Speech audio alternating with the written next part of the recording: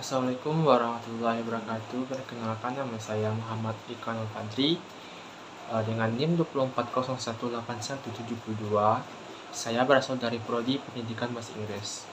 Yang saya hormati Bapak Fahmil Haris selaku dosen pengampu mata kuliah kewirausahaan. Di sini saya akan memaparkan materi dari hasil diskusi kami dari kelompok 12 dengan judul materi Strategi Bisnis Plan. Baiklah, langsung saja kita masuk ke presentasi saya. Nah, apa sih bisnis plan itu? Bisnis plan itu merupakan rancangan bisnis yang meliputi target bisnis, sasaran, konsep, hingga tujuan yang ingin dicapai dari bisnis yang dijalankan. Kenapa sih bisnis plan itu penting? Bisnis plan itu dibuat dengan tujuan agar sebuah usaha terarah dengan jelas tujuannya. Dengan adanya bisnis plan akan meyakinkan para investor untuk menanamkan modalnya. Yang membuat bisnis plan itu penting yaitu sebagai panduan. Bisnis plan menjadi peta jalan bagi bisnis Anda. Investasi menarik investor dengan rencana bisnis solid.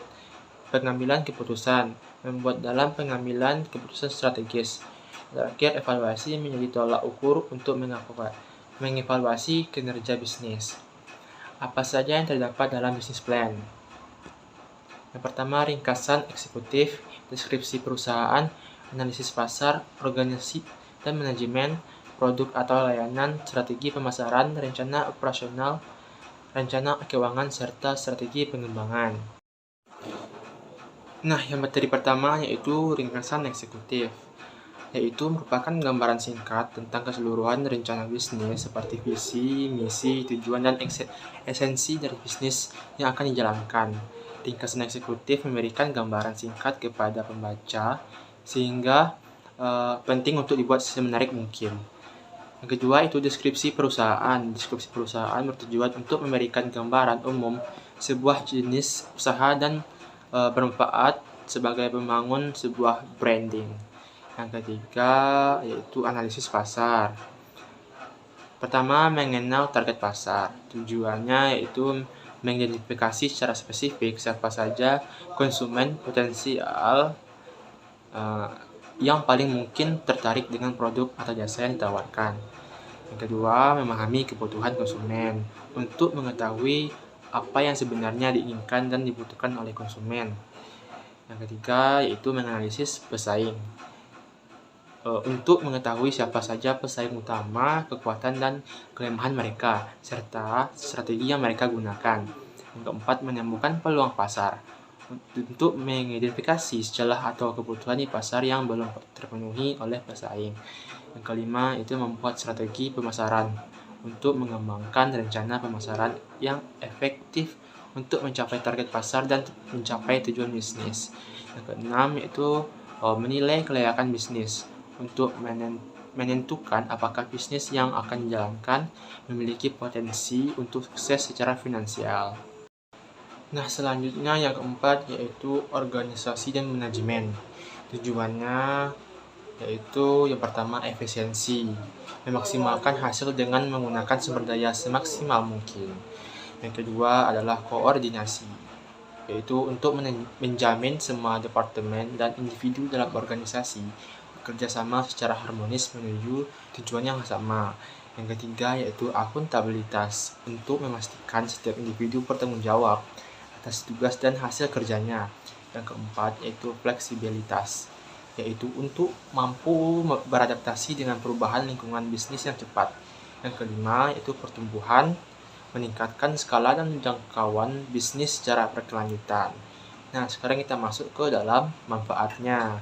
Yang pertama yaitu investor, yaitu bagian ini memberikan keyakinan kepada investor bahwa perusahaan dikelola oleh tim yang kompeten dan berpengalaman. Yang kedua adalah kreditur, struktur organisasi yang solid dan tim manajemen yang berpengalaman meningkatkan kredibilitas perusahaan dalam mengajukan permohonan kredit. Yang ketiga yaitu karyawan, struktur organisasi yang jelas memberikan pemahaman yang baik kepada karyawan tentang peran dan tanggung jawab mereka. Yang keempat yaitu pengambilan keputusan. Bisnis plan menjadi acuan dalam pengambilan keputusan strategis dan operasional. Yang kelima yaitu evaluasi kinerja. Untuk bisnis plan berfungsi sebagai tolak ukur untuk mengukur kinerja perusahaan terhadap target yang telah ditetapkan. Nah, selanjutnya yaitu materi yang kelima yaitu produk dan layanan. Yang pertama yaitu tujuannya. Tujuan yang pertama adalah definisi yang jelas, menjelaskan secara detail apa itu produk atau layanan yang ditawarkan, termasuk fitur, manfaat, dan keunikannya. Kedua, keunggulan kompetitif, menunjukkan apa yang membuat produk atau layanan berbeda dari yang ditawarkan oleh pesaing. Yang ketiga adalah target pasar, mengidentifikasi secara spesifik siapa saja konsumen potensial yang akan dilayani. Yang keempat adalah strategi pemasaran, menjelaskan bagaimana produk atau layanan akan dipasarkan kepada target pasar. Yang kelima adalah proyeksi keuangan, memprediksi pendapatan yang akan dihasilkan dari penjualan produk atau layanan. Nah, selanjutnya kita akan masuk ke materi yang keenam, yaitu strategi pemasaran. Tujuan strategi pemasaran yang pertama yaitu menaikkan penjualan, meningkatkan volume penjualan produk atau jasa secara signifikan dalam periode waktu tertentu. Yang kedua adalah meningkatkan pangsa pasar, itu memperbesar porsi penjualan perusahaan dibandingkan dengan pesaing di pasar yang sama. Yang ketiga yaitu membangun brand awareness, yaitu meningkatkan kesadaran masyarakat tentang merek atau produk perusahaan. Yang keempat yaitu meningkatkan loyalitas pelanggan, yaitu membangun hubungan jangka panjang dengan pelanggan sehingga mereka terus membeli produk atau menggunakan jasa perusahaan.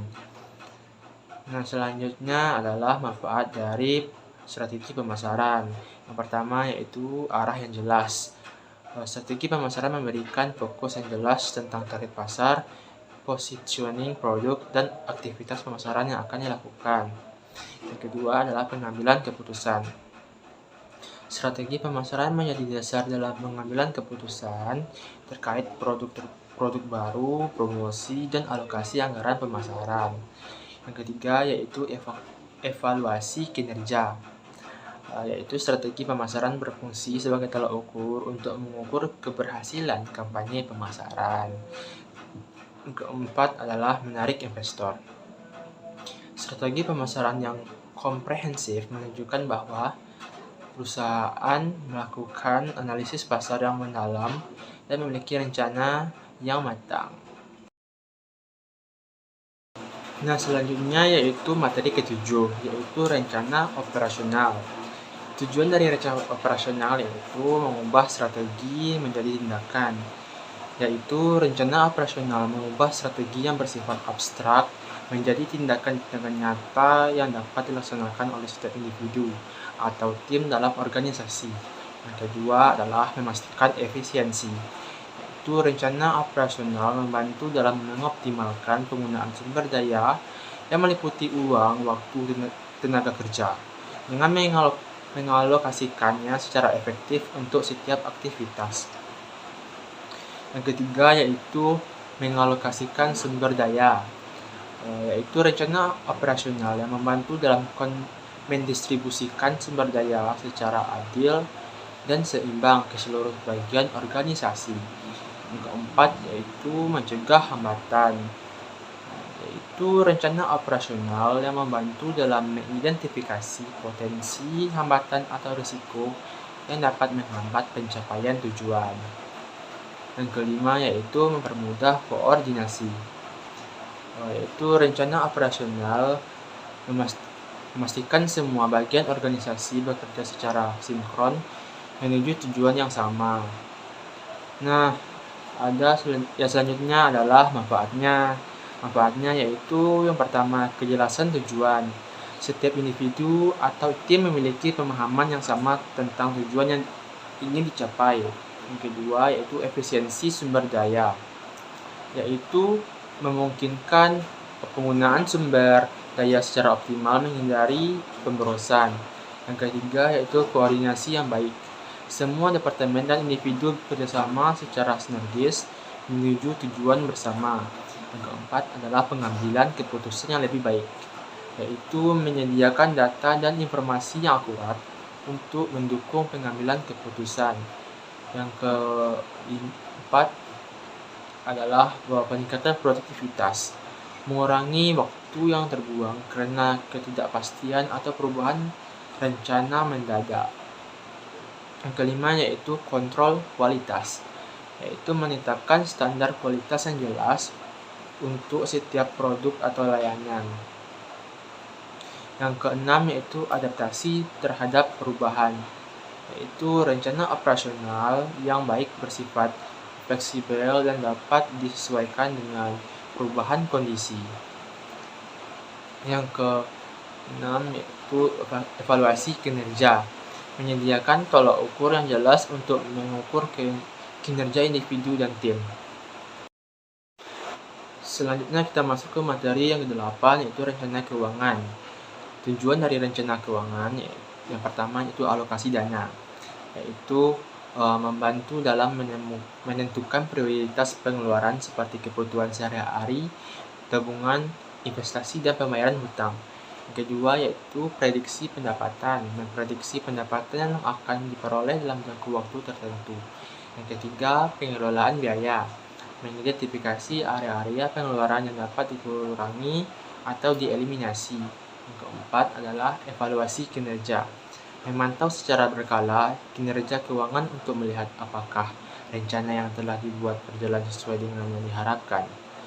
Yang kelima, mendapatkan dana, membantu dalam mencari sumber pendanaan tambahan jika diperlukan, misalnya melalui pinjaman atau investasi. Manfaat rencana keuangan yang pertama yaitu pengambilan keputusan yang lebih baik, menyediakan data dan informasi yang akurat untuk mendukung pengambilan keputusan finansial.